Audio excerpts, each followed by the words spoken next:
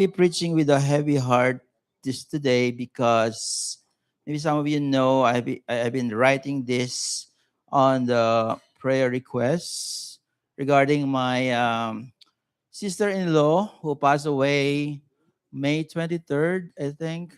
Yeah. She was 64 years old, 64. She was battling with some kind of cancer. I don't know what cancer was that. Kidney? Yeah, so finally she succumbed, Lord, to the disease. And um, yeah. So that will be the last time that we have seen her when we went home, and we know that it will happen this way. So uh, I don't know. It's really hard to lose someone close to your heart. And yes. Right now, she's laying. What do you call it? Lamay, and 27 May she will be put to rest. So with that, no, I hope that the Lord will guide me. So we are going to continue our lesson, and today we're gonna be finishing chapter 4. Okay, finishing chapter 4 of Ephesians, and hopefully next week, the last day of the month of May. Okay, we will be beginning with verse or chapter 5, which is I'm excited not to prepare for this. But for now, we will continue with what we have left before. If you will open your Bible, the title is still the same, but with an added, you know, with an added qualifier, the difference Christ makes in our daily relationships. So it's more practical, and hopefully it will teach us a lot of things regarding our, you know, conduct, regarding our behavior with the people of God. That means to the church. Okay? So the difference Christ makes in our daily relationships. So let us read that. If we can stand up, beginning with verse 25. And the word is therefore. That means this is a summary. This is a recap. And this is what we are going to do as Paul wrote about the new self that we have, because we are new creation. We are the new creation, and therefore we will have a new life, a new conduct. So beginning in verse 25, therefore, laying aside falsehood, speak truth, each one of you, with his neighbor. For we are members of one another. Be angry and yet do not sin. Do not let do not let the sun go down on your anger. And do not give the devil an opportunity. He who steals must steal no longer, but rather he must labor, performing with his own hands what is good, so that he will have something to share with one who has need. Let no unwholesome word proceed from your mouth, but only such a word as is good for edification according to the need of the moment, so that it will give grace to those who hear. Do not grieve the Holy Spirit of God, by whom you were sealed for the day of redemption. Let all bitterness and wrath and anger, and clamor, and slander be put away from you, along with all malice. Be kind to one another, tender-hearted, forgiving each other, just as God in Christ also has forgiven you. This is the word of the Lord for us this Sunday. Let us pray. Lord, we lift up to you the study of your word. May your spirit enlighten us, illuminate us. Lord, make this word clear upon our hearts so that, Lord, it will guide us in our relationship with other Christians, not only in this church, but in other churches as well. So, Lord, give us, oh Lord God, that gift of attention, that gift of focus, oh Lord God, that we will not waste this moment to think of other things, but your words alone, oh God. Thank you. In the name of Jesus Christ, we pray. Amen and amen. We can be seated. Okay. I have a picture here of this thing. Civil wars are often more devastating than wars against foreign countries. Nations such as Sudan, Myanmar, Libya have suffered years of internal conflict with no clear end in sight. Now, what is a civil war? Okay, a civil war is a conflict between opposing forces within the same nation. In a similar way, every true believer experiences a spiritual civil war within. Paul declared this struggle in his epistle to the Romans, Romans 7:21 and 25. And this is his word. 21, I find then a law that evil is present with me, the one who wills to do good, for I delight in the law of God according to the inward man. But I see another law in my members, warring against the law of my mind and bringing me into captivity to the law of sin which is in my members. O wretched man that I am, who will deliver me from this body of death? Who? Says, I thank God through Jesus Christ our Lord.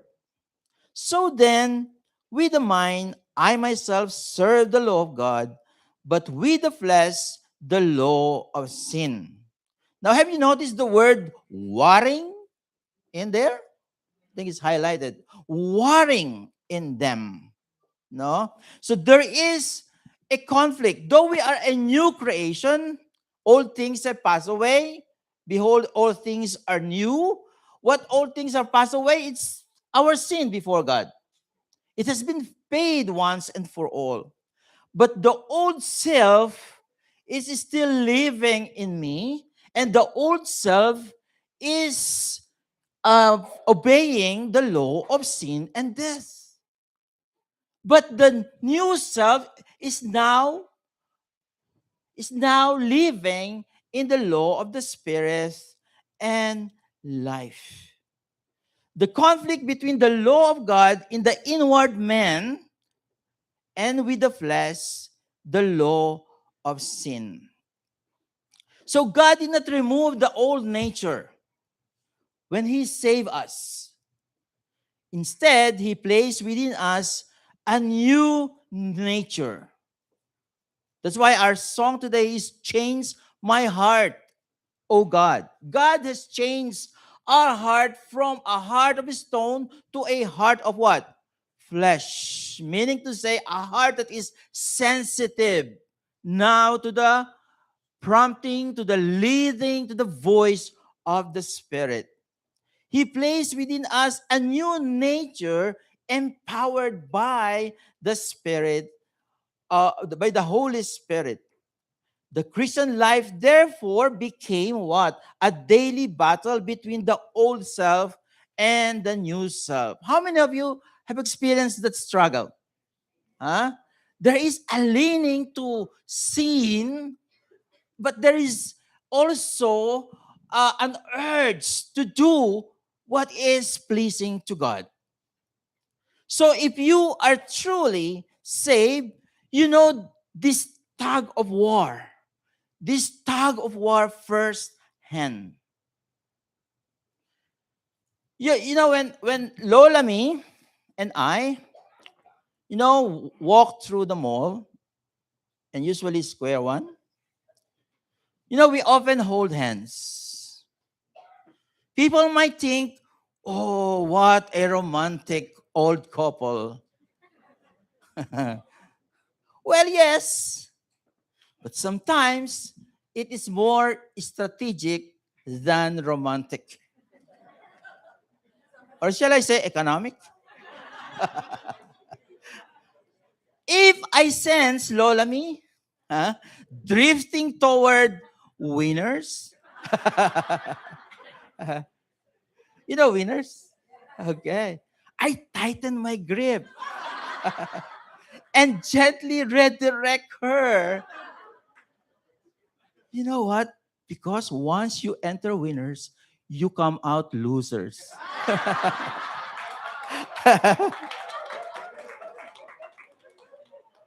And to be fair, she does the same to me.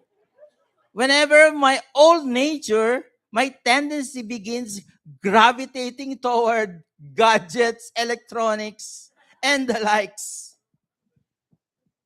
So there is a tug of war. There's a tendency, and it reveals something important. The struggle of the old nature is most evident in relationships. May I repeat? The struggle of our old nature is most evident in our relationships. You can appear spiritual in isolation, but relationships expose what is truly inside us. That is why in this passage, repeatedly emphasizes our relationship with one another. Next slide, please.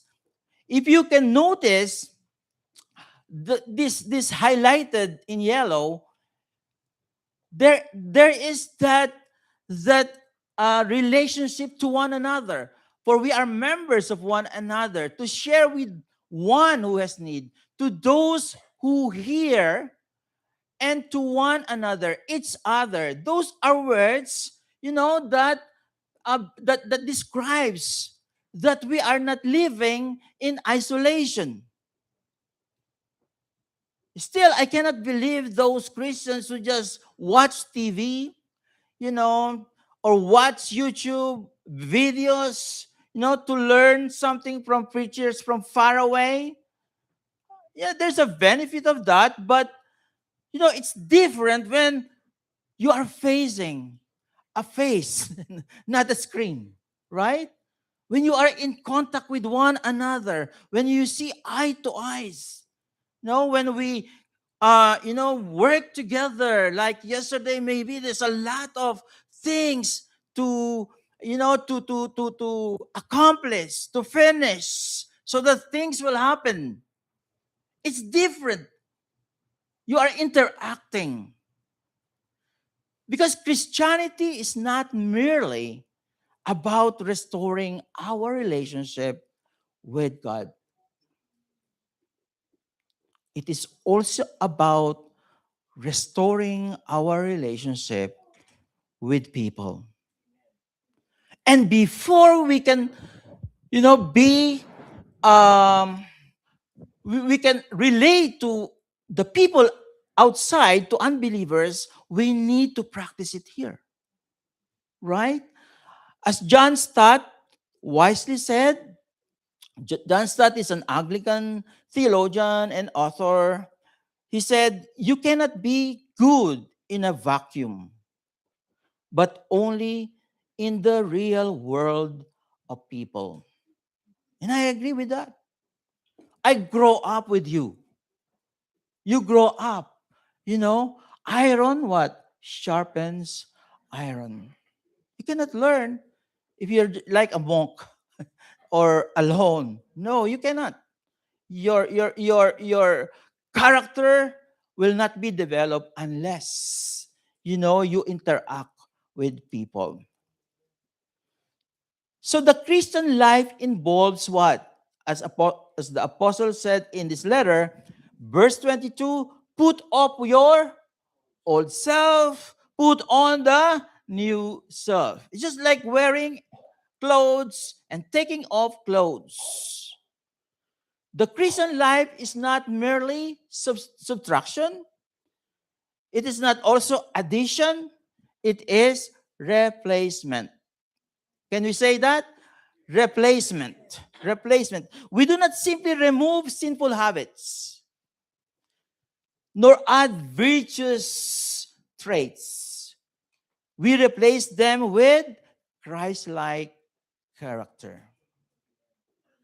So, in each 5 examples that we will discuss in this passage, we will notice the pattern of putting off and then putting on. And this is the pattern. There is a negative prohibition, there is a positive command, and a theological reason. So notice that doctrine, that means teaching, and duty always belong together. Belief and behavior always go together. So let's dive in. This is the 5 differences Christ makes in our relationships. Number 1, a Christian lives and speaks the truth. No, what's the prohibition? Put off. Next slide. Falsehood. The command. Put on truth. And the reason?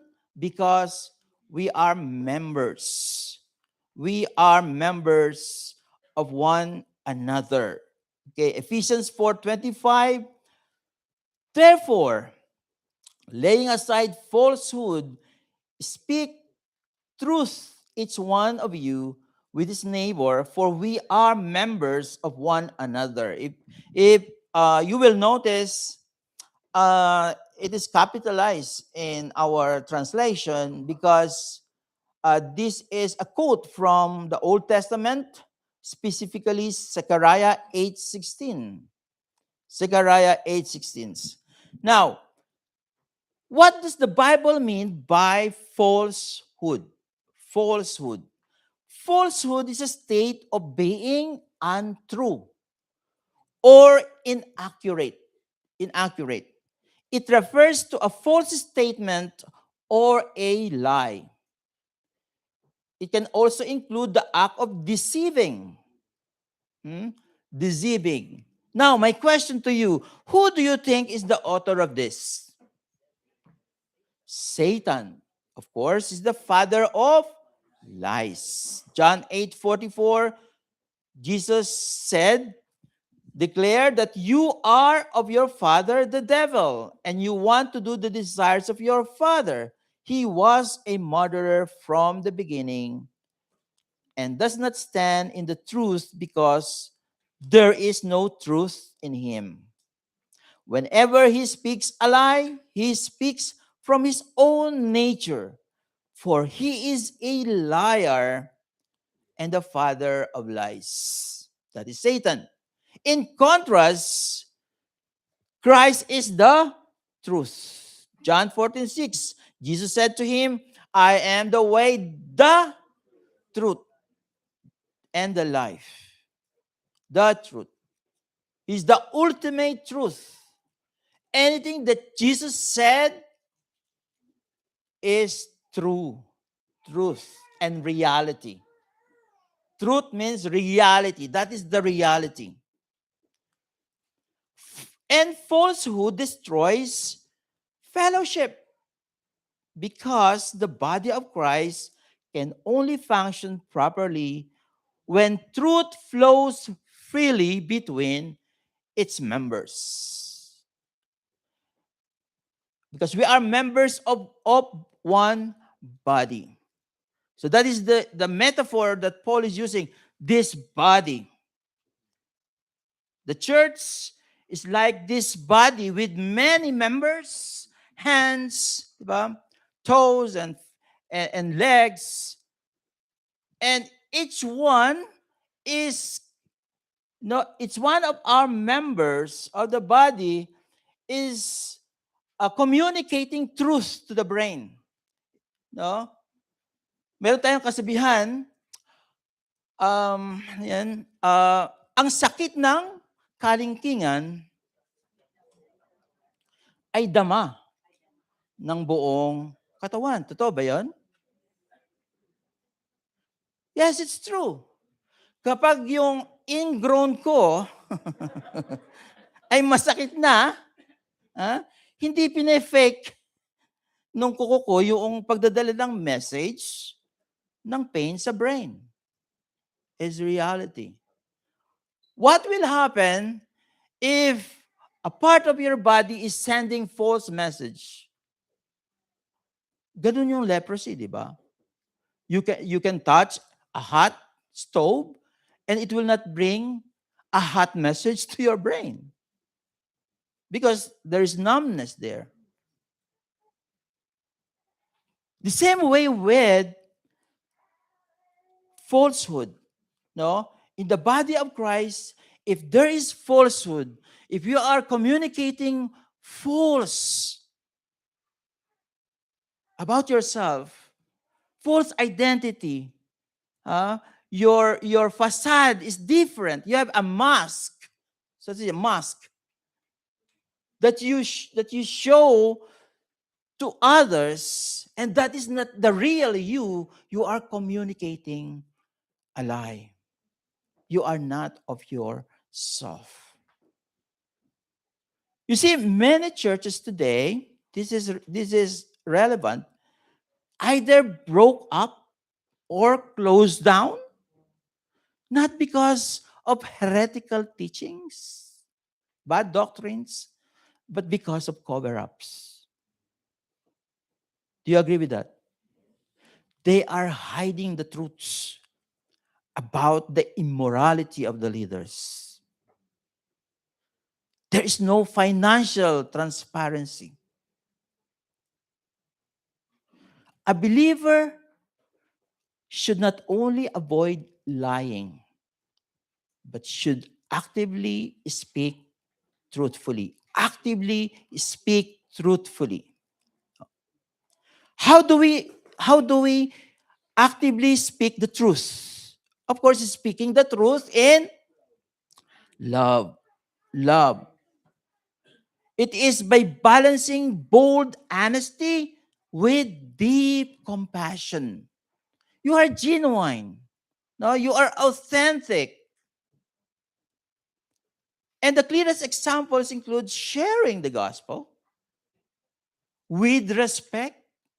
It's not just like shoving the gospel on the throat of someone else and accept it. No, you are sharing the gospel with respect.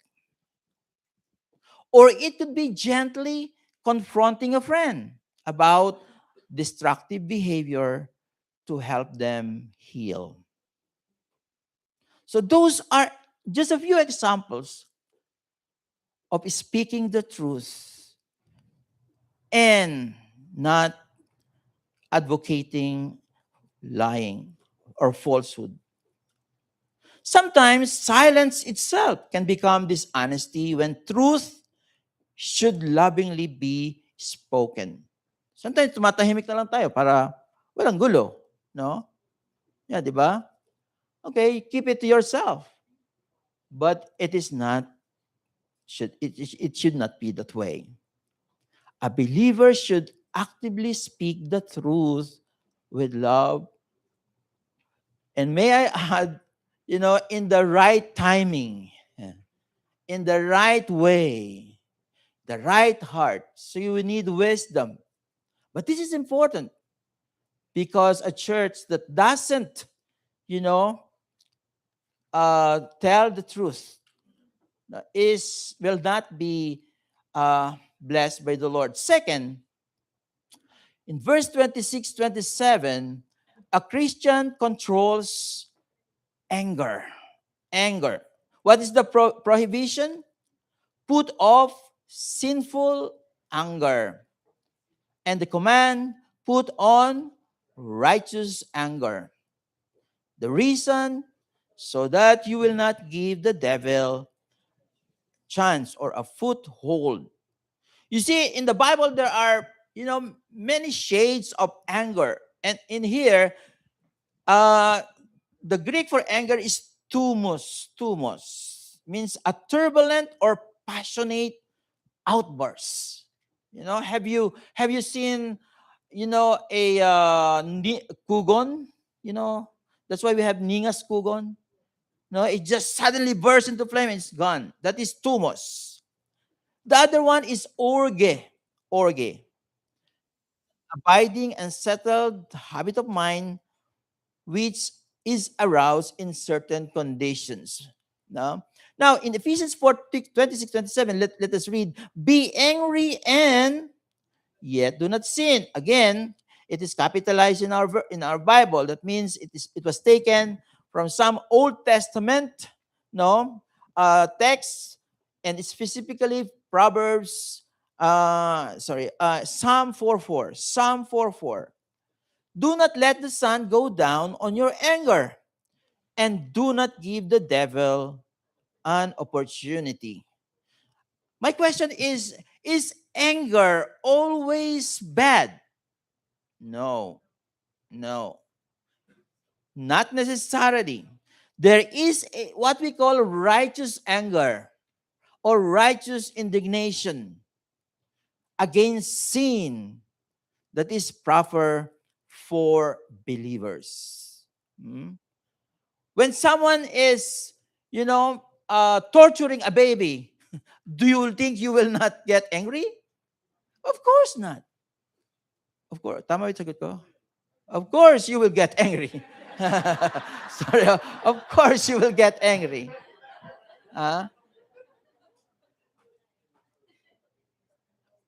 But anger becomes sinful, okay, when it festers into bitterness. Ano yung bitterness? Sama ng loob. Sa akin, sukal ng loob yan eh. Irritation, resentment, or revenge. Sinful anger is defined as any reaction of wrath, bitterness, or resentment driven by pride. Uy, nasapawan ako, di ba? Naunahan ako. By pride, selfishness, or a desire for vengeance, rather than a defense of objective justice. It elevates personal preferences over God's will and causes emotional or physical harm to others.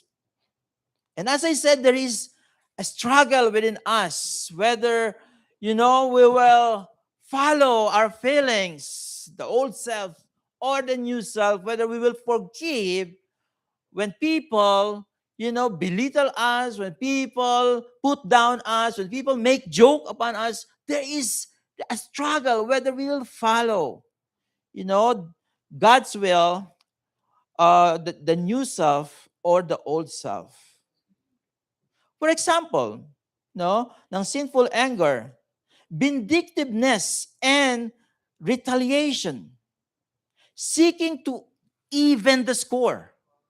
Seeking to even the score, makatabla, manos lang tayo, or actively plotting harm against someone who has crossed or offended you. Do you remember someone who exhibited that kind of vindictiveness and retaliation? I know you have something in your mind. I can read your mind. All right. Verbal abuse and name calling. Verbal abuse and name calling. Lashing out with malicious intent, such as yelling, taas ng boses, belittling, hina naman ang kukote mo, or using disrespectful language to tear others down in the heat of argument. You see, if you don't have a good and valid argument, you just by default you resort into name calling or yelling.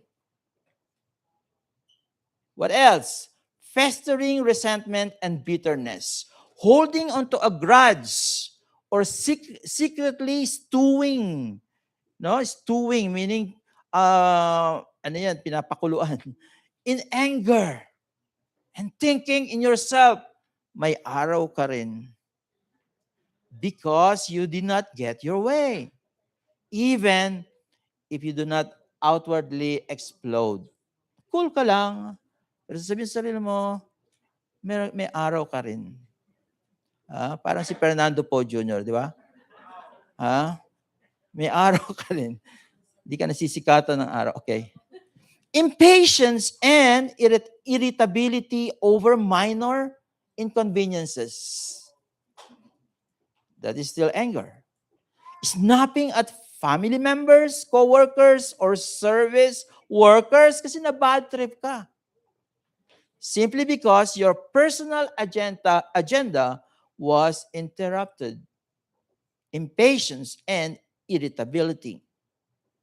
And then there is that passive-aggressive behavior. Have you heard of that? Passive-aggressive behavior? Sulking. You know what is sulking is? Tampo. No? Balat sibuyas. Giving someone the silent treatment. Common ito sa mga mag-asawa, di ba? Or purposely sabotaging others to punish them for crossing you. And last but not the least, uncontrollable rage. Uncontrollable rage. We call it what? Juramentado. Diba? Nag-amok. Outbursts of blind fury that lead to physical destruction. Nawala na. In fact, anger is temporary insanity. Do you know that? Temporary insanity when you are in this mood. No? Because you can no longer control your action. Like throwing objects or punching walls. Bakit niya ako binasted? Di ba? Or threats of violence. So those are the unrighteous anger. And Paul's instruction is that, what? Do not let the sun go down on your anger. Again, it's a metaphor. Meaning to say, deal with it quickly. Deal with it quickly before they become spiritual strongholds. Deal it right then and there. Forgive. Okay? Explain. Reveal to the one who has offended you what happened. No, don't let it sleep over with you. Because unresolved anger gives Satan room to divide homes, friendships, and churches. Uy, nasaktan ako na gano'n. Hindi na ako attend sa church na yan. And nobody knows. Nobody knows except you that you have been offended. Right? So please, be honest. Okay? if someone offended you here, all right, don't go looking for other church. Because for sure you will be offended there too. Because you have not learned the lesson. See? So you will become what? A Christian butterfly. Huh? Lipad ng lipad sa mga churches. Please, please, deal with it. Okay? Number 3. A Christian works and shares. Verse 28. What is the prohibition? Put off what? Stealing. And the Greek for this word, stealing, is what? You know it. You know it. Klepto. Klepto. Yeah, can you ask your the one beside you, are you a klepto? Of course not. But we have a tendency for the thrill of it. Maybe you don't need it, but sometimes, there's a thrill in getting something without anybody knowing it. Put off stealing, and the command is put on what? Honest labor. And the reason is to share with those in need. Ephesians 4:28, he who steals must steal no longer, but rather he must labor, performing with his own hands what is good, so that he will have something to share with one who has need.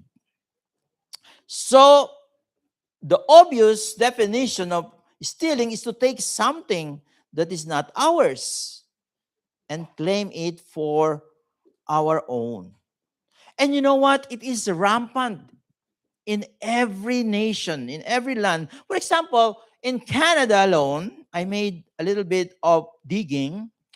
According to Statistics Canada, there are 23,650 police-reported incidents of robbery in 2023. 23,000. Last year, retailers lost more than $7 billion to shoplifters. How many of you have worked in retail industry? Walmart, Walmart especially. Or, my wife, we're always joking, because she worked in Zellers, and so many times, there's no sellers anymore, right? Yeah. So every work that she has done is no longer there. She worked at Camila Homes, is no longer there. It's a big parking lot. She worked at Highland Farm. There's no Highland Farm anymore. She worked at Oriental Market. There's no Oriental Market anymore. She worked at Aristocrat. There's no Aristocrat anymore. That's why she has no work now. So, kidding aside, 7 billion to shoplifters. Those pilferage, saan ina-add yan? Sa presyo. It's part of the price. They mark up to compensate for all those loss to shoplifting. Inventory shrinkage at work is caused by employees who steal from their employers. Taking that which does not belong to us in whatever form it takes. It could be physical. It could be digital. Digital, especially theft, is now very common, right? Remember there are fake DVDs. Even higher officials are being caught, stealing and copying, those those fake DVDs. So this is very unacceptable as part of the lifestyle of the Christian. It was a part of the old self that we need to put off. And of course, all of us are guilty with this. Hello? Huh? How many of you are guilty with this? Huh? Me, I'm guilty, especially stolen keys.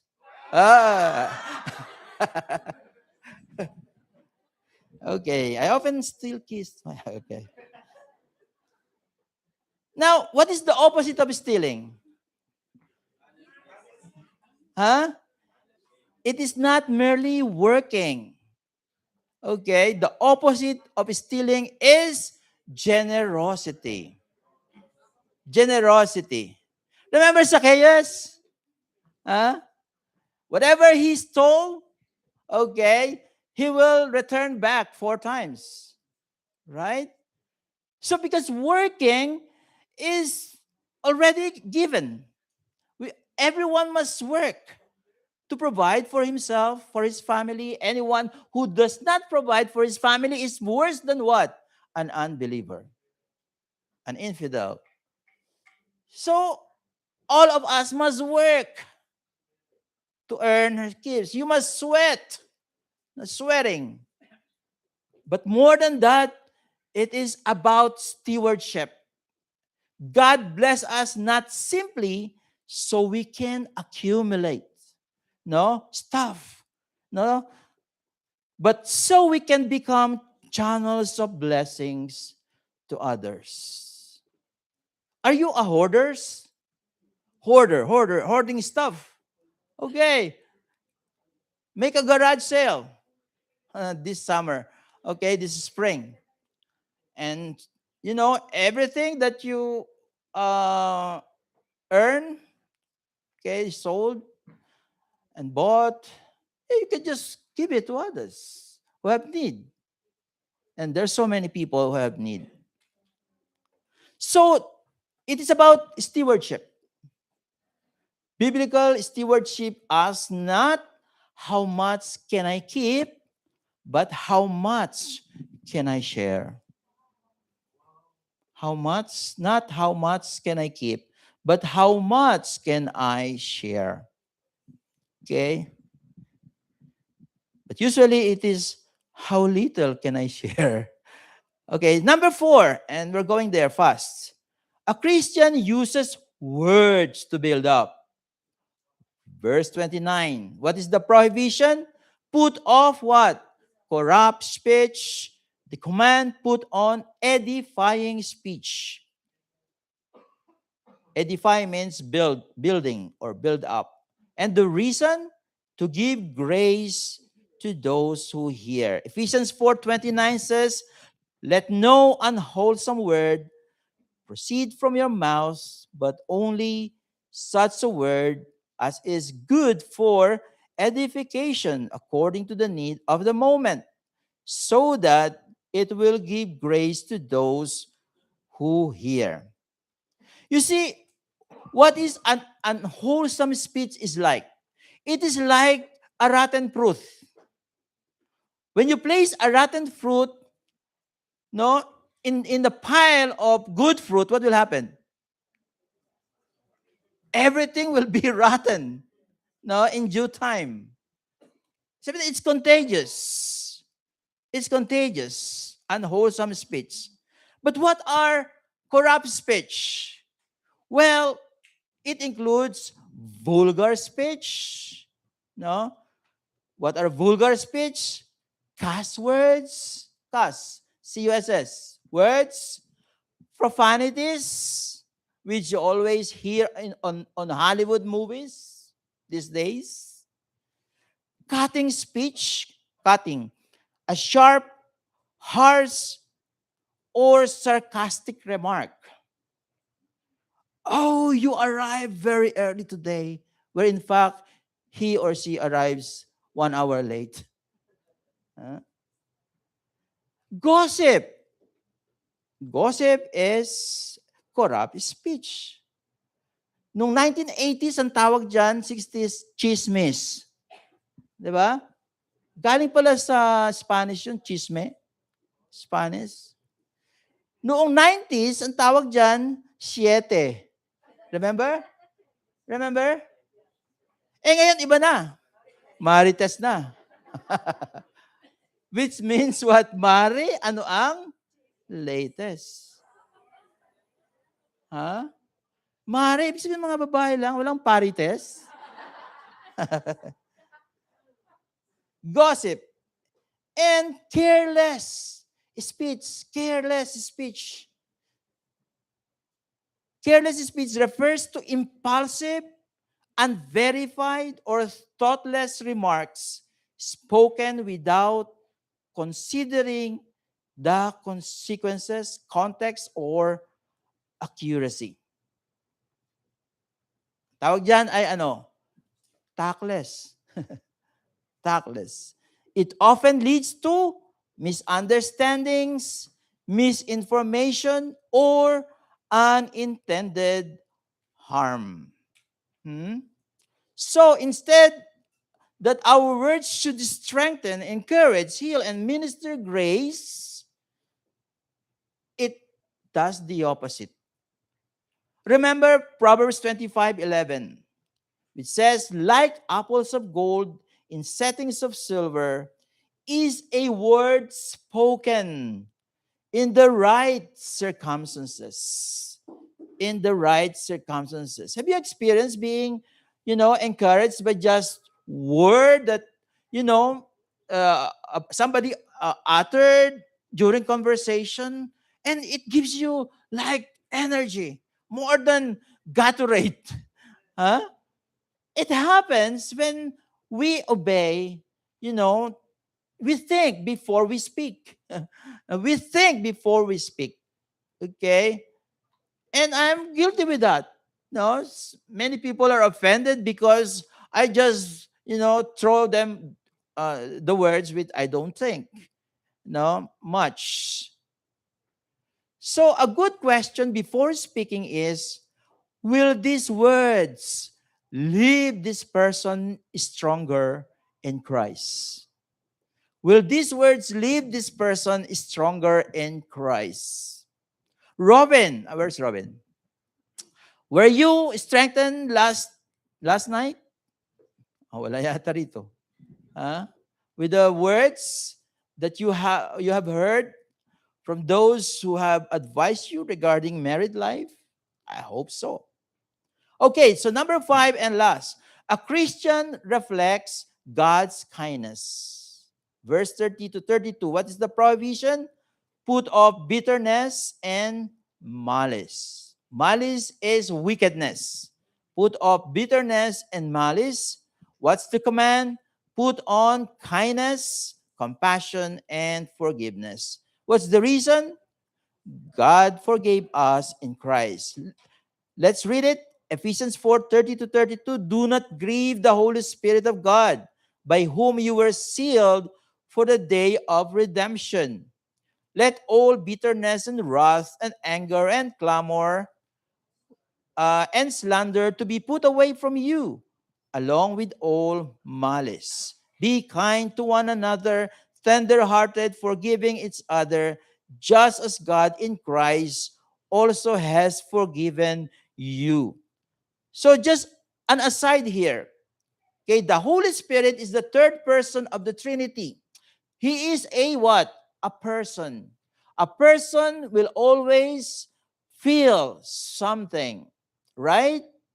Because he's alive. He has emotions, And it says here that we can grieve. We can make the Holy Spirit sad. The Holy Spirit sad and disappointed maybe, by our, unkindness. So nothing grieves the Holy Spirit more than believers refusing to love one another. Okay? May mga tao tayong iniiwasan sa church eh. 'Di ba? Kasi parang ugali diyan yung sa akin, nag-umutang sa akin na hindi ako binayaran. 'Di ba? Parang gano'n, We are always avoiding some kind of personality. So let us avoid that. No? Let's cancel that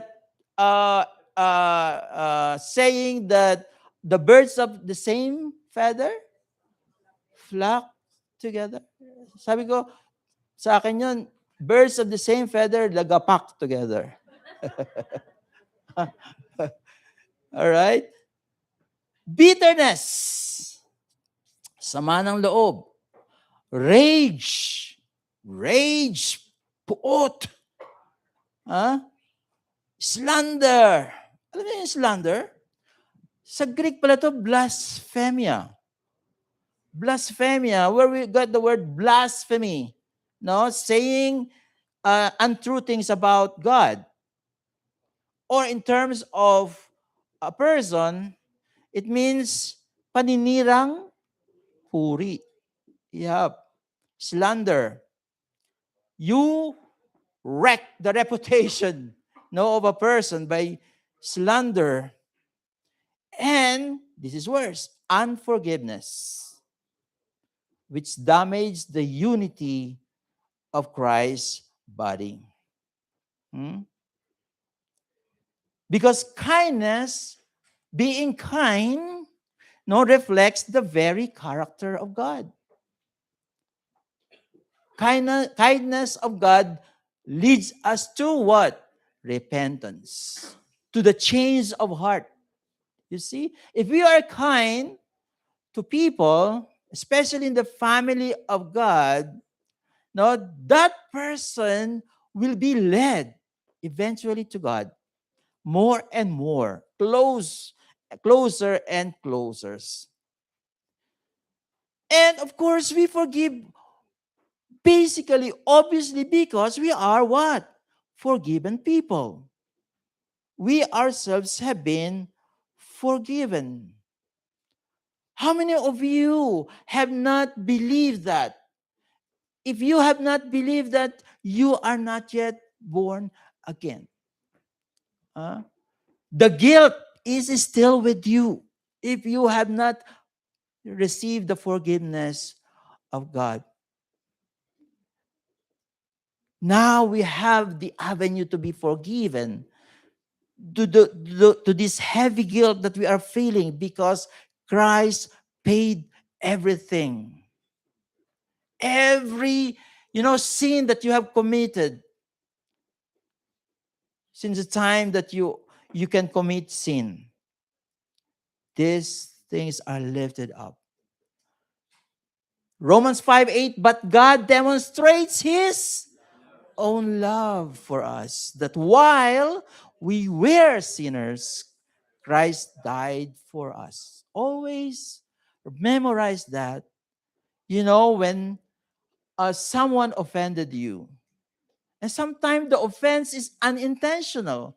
No one among us wants to destroy one another, right? Maybe someone is not in a good mood. Someone has a, problem. So let's all remember that we are living in a tight, and difficult world. Anything can happen. So let's understand one another. A Christian reflects God's kindness. So, in conclusion, the civil war within us is real. Okay? If you don't feel it, that means you are not yet a new creation. But the Spirit of God within us is greater than the sinful nature that battles against us. John 4:4 says, greater is He that is in the world, greater is He who is in you than he who is in the world. A true Christian will increasingly display Christ in everyday relationships. Amen? So, where is our training ground? In the church. In the church. So attend church. No? And it's okay to be offended, provided that, you forgive the one who offended you, and, it shapes your character. So I have 5 questions that we can ask regularly. Number 1, am I speaking the truth? Am I speaking the truth? Number 2, am I controlling my anger? Let's think about that for a moment. Am I controlling my anger? Number three, am I using what I have to bless others? Number four, are my words building people up? And last, am I treating others with kindness, compassion, and forgiveness? The difference Christ makes is seen most clearly not merely in church attendance, but, of course, in everyday relationships. So, can I ask everyone to stand up and let us pray?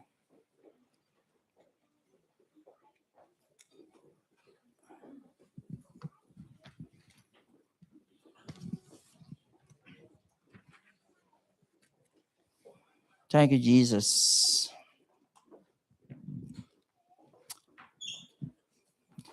And later on, we can sing the song "Change My Heart, O God."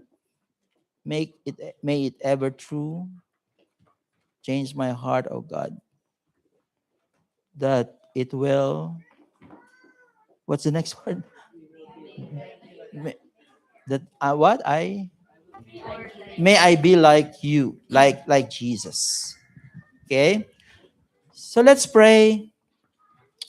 Hallelujah, Lord, Heavenly Father. We thank you for your word that speaks so clearly to our hearts. Thank you for reminding us that the Christian life is not merely about outward religion, but about relationships transformed by the power of Christ.